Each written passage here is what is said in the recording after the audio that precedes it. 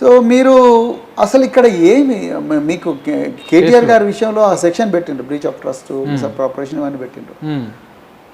వారు cabinet minister. Cabinet minister కొన్ని అధికారాలు ఉంటాయి. క్యాబినెట్ మినిస్టర్ ప్రతి నిర్ణయాన్ని కూడా క్యాబినెట్లో పెట్టి తీసుకోవాల్సిన అవసరం లేదు.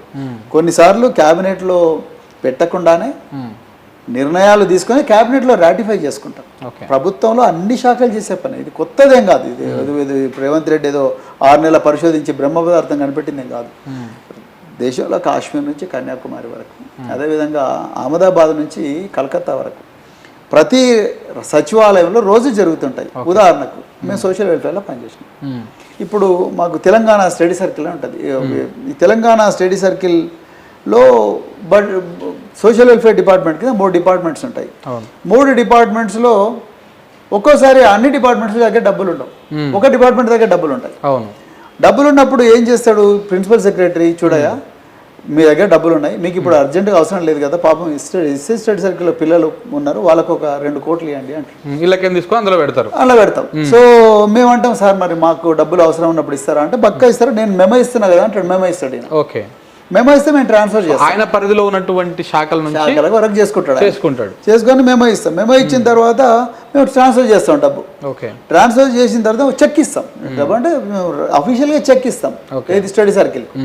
ఇచ్చిన తర్వాత ఆయన బడ్జెట్ రిలీజ్ అయినప్పుడు మళ్ళీ వాపస్ చెక్ నాకు ఇస్తాడు. ఇంటర్నల్ అడ్జస్ట్మెంట్ ప్రిన్సిపల్ సెక్రటరీ నోటీసులో పెట్టే చేస్తాం. ఇక్కడ కూడా ఎగ్జాక్ట్గా జరిగింది అదే. కేటీఆర్ గారి హయాంలో ఆయన ఆధీనంలో మెట్రో వాటర్ వర్క్స్ ఉంది, right, municipality of greater Hyderabad municipal corporation ఉంది, అదేవిధంగా హెచ్ఎండిఏ ఉన్నది, ఇంకా రకరకాల సంస్థలు ఉంటాయి. So with in the department GO ఇచ్చి, ఆయన మామూలుగా చేయలేన జీవో ఇచ్చి ఈ సంస్థలు ఈ విధంగా ఉండాలి. తర్వాత ఈయన సంబంధిత సెక్రటరీకి చెప్పిండు, చెప్పి మీరు ఈ విధంగా డబ్బు ఈ దగ్గర నుంచి తీసుకోండి ఆయన ఫైల్ రన్ చేసి ఏదో ఓవరాల్గా చెప్పంగానే ఈయన పోయి ఇండియన్ ఓవర్సీస్ బ్యాంకో లేకపోతే పంజాబ్ నేషనల్ బ్యాంకో చెప్తే చేసింది కాదు ఇది.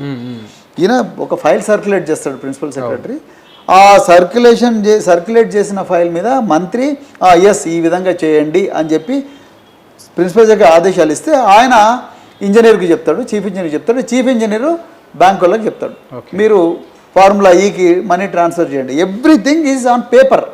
ఇప్పుడు డబ్బు ఎక్కడో మాయం కాలే. వీళ్ళు ఇప్పుడు ఫార్ములా ఈ వాళ్ళు తీసుకుపోయి అది క్యాసినోలోనే పెట్టావు, ఓకే, క్యాసినోలో పెట్టో లేకపోతే ఇంకొక బ్రోతల్ హౌస్కి పోయో ఇంకో దగ్గరకో పోయి నాశనం చేసి పార్టీలో నాశనం చేసి అట్లా చేయాలి. వాళ్ళ దగ్గర ఉంది ఇప్పుడు కూడా. మీరు చెప్తున్నారు అంటే అంత ట్రాన్స్పరెన్సీగా జరిగింది, అంత లీగల్గానే జరిగింది అంటున్నారు. మరి ఇందులోకి మనీ లాండరింగ్ జరిగినప్పుడు ఎలాంటి అప్పుడు ఈడీ ఎట్లా ఎంటర్ అవుతుంది? అసలు ఏసీబీ ఎఫ్ఐఆర్ఏ ఇల్లీగల్, ఇక ఈడీకి అసలు స్థానమే లేదు. అసలు మనీ లాండరింగ్ అంటే ఏంటి? ఈ దేశంలో టెర్రరిస్ట్ కార్యకలాపాలు కానీ, డ్రగ్స్ కార్యకలాపాలు కానీ, దేశ భద్రతకు భంగం కలిగించే కార్యకలాపాలు కానీ, వీటన్నిటికీ ఫైనాన్స్ అనేది బయటి దేశాల నుంచి అక్రమంగా వస్తుంది. మొట్టమొదటి పాయింట్. ఆ వచ్చిన డబ్బును మన ఆర్థిక వ్యవస్థలో వాష్ చేసి నిజమైన చట్ట ప్రకారం వచ్చిన డబ్బుగా చూపిస్తారు. అందుకే దాన్ని లాండరింగ్ అన్నారు. ఓకే, లాండ్రీలో మనము మురికి బట్టలను లాండ్రీలో వేస్తే ఆ మురికంతా పోయి తెల్లగా అయి వస్తుంది ఒక బట్ట. వచ్చినప్పుడు ఓకే, సో ఇప్పుడు మురికి లేదన్నమాట, ఇప్పుడు నేను వేసుకోవచ్చు అన్నమాట. ఇల్లీగల్ అమౌంట్ను ముందు మన ఆర్థిక వ్యవస్థలో పడేసి దాన్ని 10 సార్లు ఉతుకుతారు. మల్టిపుల్ అకౌంట్స్ ద్వారా నడిపిస్తారు. నడిపించి తర్వాత కొన్ని రోజులైన తర్వాత అది లీగల్గా మారిపోతుంది. అట్లా మల్టిపుల్ అకౌంట్స్లో ట్రాన్స్ఫర్ అయ్యి ఏ నుంచి బి నుంచి సి నుంచి డి, ఈ బ్యాంక్ నుంచి ఆ బ్యాంకు నుంచి ఈ బ్యాంకు, అక్కడ నుంచి ఇంకొక మ్యూచువల్ ఫండ్, అక్కడ నుంచి షేర్ మార్కెట్లో పెడతారు. మొత్తం ఇది తీసుకొచ్చి ఇది వైట్ మనీ అని చూపిస్తారు.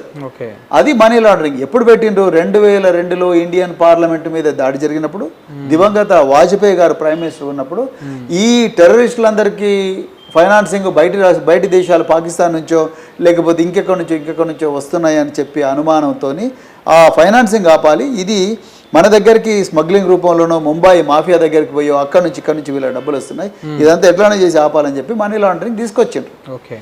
ఆ మనీ లాండరింగ్కు ఈరోజు కేటీఆర్ గారి కేసుకు సంబంధమే లేదు. ఇక్కడ